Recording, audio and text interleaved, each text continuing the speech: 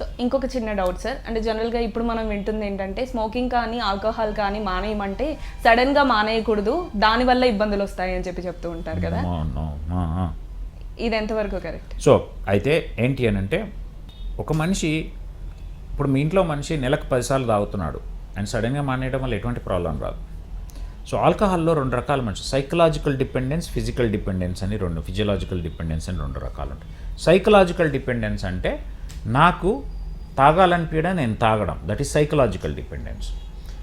Physiological or physical dependence అంటే ఏంటి అని అంటే, నువ్వు ఏమి చేసినా నేను తాగకుండా ఉండలేను, తాగకపోతే నాకు ఎవడో పిలుస్తున్నట్టు అనిపిస్తుంది, భయం అనిపిస్తుంది, గుండె దడ అనిపిస్తుంది, చేతులు అనుకుంటుంటుంది, మాట్లాడలేను, ఏం చేయలేను, చెమటలు వచ్చేస్తుంటాయి. సో అందుకు ఆయనకు ఓన్లీ థింగ్ ఈజ్ మందు దాయిపించడమే. సో ఆ స్టేజ్కి ఎవరైతే వెళ్తారో, ఫిజియలాజికల్ ఆర్ ఫిజికల్ డిపెండెన్స్ స్టేజ్కి వెళ్తారో వాళ్ళకు సడన్గా మానేయడానికి లేదు. మానేసినా కొన్ని మందులు పెట్టి మానేస్తాం, అడ్మిషన్ చేసి. ఎందుకంటే విత్డ్రావల్ సిమ్టమ్స్ అంటాం, సడన్గా మానేస్తే విత్డ్రావల్ సిమ్టమ్స్ వస్తాయి, కాకపోతే ఇప్పుడు నేను చెప్పిన సిమ్టమ్స్ అన్నీ వస్తాయి. కాబట్టి వాళ్ళను ఫిజిషియన్ అబ్జర్వేషన్లో పెట్టి, డాక్టర్ అబ్జర్వేషన్లో పెట్టి కొన్ని మందులు ఇస్తూ ఆల్కహాల్ను మానేసి అట్లా కొంతకాలం చేసి డి అడిక్షన్ సెంటర్కి పంపి 6 to 9 months డి అడిక్షన్ సెంటర్లో ఉంచి బాగా అయిన తర్వాత will do liver transplantation. Okay. So what about smoking sir? అంటే స్మోకింగ్ కూడా చాలామంది ఎక్కువ చేస్తూ ఉంటారు, కొంతమంది ఆల్కహాల్ ఎలా తాగుతారో స్మోకింగ్ కూడా డబ్బాలు కాల్ చేస్తూ ఉంటారు కదా. సో ఒకటి మీరు అడుగుతున్న దాంట్లో స్మోకింగ్కి లివర్కి పెద్దగా రిలేషన్ లేదు.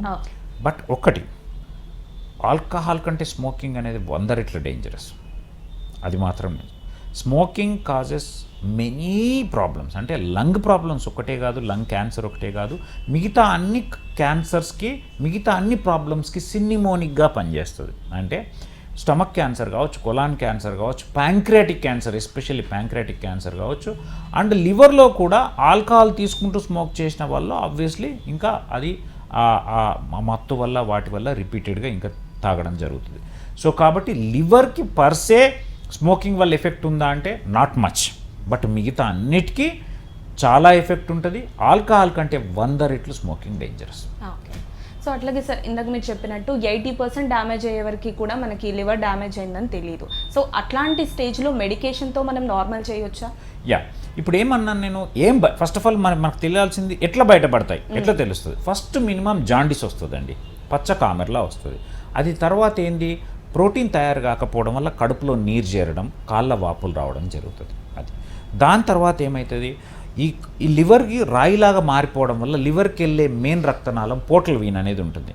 వాటిది ఆ పోర్టల్ ప్రెషర్ పెరగడం వల్ల వెనక్కి మొత్తము పేగుళ్ళల్లో ఉండే అన్ని రక్తనాళాలు బాగా వాచిపోతాయి. అప్పుడు అన్నవాహికలో కూడా రక్తనాళాలు వాచి, మీరు ఇనుంటారు ఆల్కహాల్ తాగే వాళ్ళు, లివర్ ప్రాబ్లం ఉన్న వాళ్ళు రక్తవాంతులు చేసుకొని చనిపోవడం అనేది ఉంటుంది. అది ఎందుకు అవుతుంది అంటే, లివర్కు పోయే ఏదైతే రక్తనాళం బ్లాక్ అయిపోవడం వల్ల, వెనక్కి తినడం వల్ల ప్రెషర్ ఎక్కువై రక్తనాళాలు చిట్లి రక్తవాంతులు అవుతాయి. సో మూడోది ఆఫ్టర్ జాండీస్ అండ్ కడుపులో నీరు చేయడం, కాళ్ళవాపు తర్వాత రక్తవాంతులు కావడం.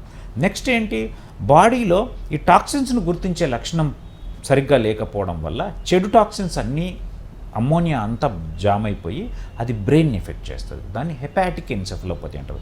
మనిషి ఫస్ట్ సరిగ్గా నిద్రపోడు, పిచ్చిగా బిహేవ్ చేస్తాడు, మాట సరిగ్గా రాదు, తర్వాత కోమాలకు వెళ్ళిపోవడం, లివర్ వల్ల కోమాలకు వెళ్ళిపోవడం, దాన్ని హెపాటిక్ ఎన్సెఫలోపతి అంటారు. ఇది 4th.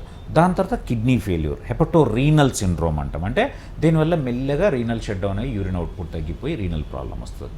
ఇది 5వది. వీటి తర్వాత బేసిక్ ఏంటి అని అంటే లంగ్ మీద ఎఫెక్ట్ చూపిస్తుంది, దాన్ని హెపటోపల్మనరీ సిండ్రోమ్ అంటాం. And next portopulmonary pulmonary hypertension కూడా వచ్చే అవకాశం ఉంటుంది.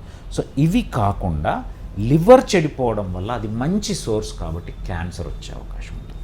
ఇన్ని రకాలుగా బయటపడే అవకాశం ఉంటుంది. ఇవి బయటపడ్డప్పుడు ఇందులో ఏ స్టేజ్లో బయటపడ్డారు, ఇప్పుడు జస్ట్ జాండీస్ వచ్చింది, ఆ జాండీస్ ఆల్కహాలిక్ లివర్ డిసీజ్లో జస్ట్ అగ్రవేషన్ వల్ల అక్యూట్ అండ్ క్రానిక్ కావచ్చు, క్రానిక్ కావచ్చు. అక్యూట్ అండ్ క్రానిక్ అనుకో కొంచెం మందులు ఇచ్చేసి కొద్దిగా ఎర్లీ స్టేజ్లో ఉండి మేము మెల్డ్ స్కోరింగ్ అనేది ఒకటి ఉంటుంది, స్కోరింగ్ చేసుకున్నప్పుడు తక్కువ స్కోరింగ్లో ఉంటే మందులతో కొంతకాలం మేనేజ్ చేస్తాం. కానీ అదే ఓష్ తప్పిపోయే స్టేజ్కి, ఎన్సెఫలోపతి వచ్చే స్టేజ్కి, అసైటిస్ వచ్చే స్టేజ్కి, రిపీటెడ్గా రక్తవాంతులు ఇచ్చే స్టేజ్కి వచ్చినప్పుడు ఇంకా ట్రాన్స్ప్లాంట్ ఒక్కటే మార్గం.